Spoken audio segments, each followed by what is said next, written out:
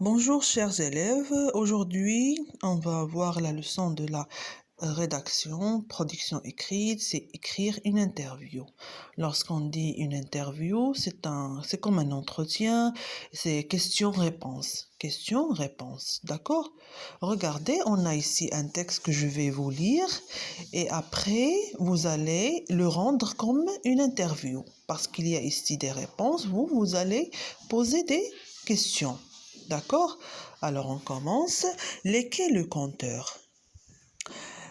Faites silence, voici le compte qui commence. Assis sur un tabouret face à une cinquantaine de personnes, adultes et enfants, mais les quais commencent à compter.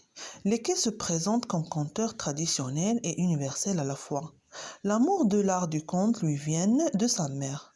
Dans son village natal du Cameroun, sa mère était une conteuse reconnue.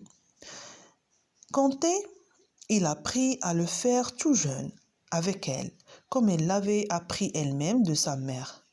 Pour l'enfant, compter, chanter et danser, tout à la fois, c'était naturel. Il ne savait pas qu'il apprenait son futur métier. Le conte l'amenait au théâtre. À 18 ans, il est parti en Europe pour y faire des études de comédien. Il a ajouté plusieurs grands rôles en Europe et en Afrique.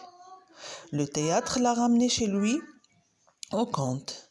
L'équipe parle de ce qu'il aime par-dessus tout.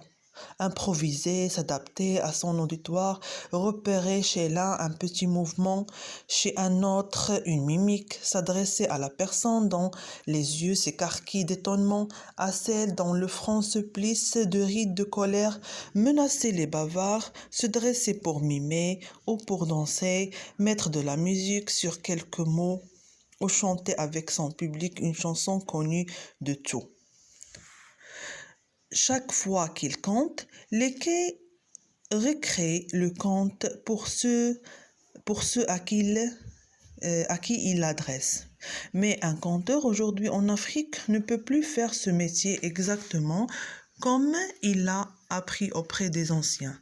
L'équerre reprend des sources traditionnelles, mais il écrit ses textes. Il sait que la tradition orale est menacée.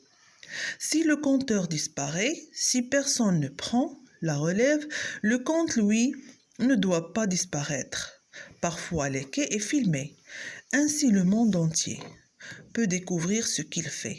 L'équerre est un conteur d'aujourd'hui en Afrique. Il conserve les racines traditionnelles des contes, mais il met en valeur leur aspect universel. Se méfier des hypocrites et des méchants, chercher le bonheur, vouloir comprendre le monde, car l'humanité tout entière dans chaque conte traditionnel véritable.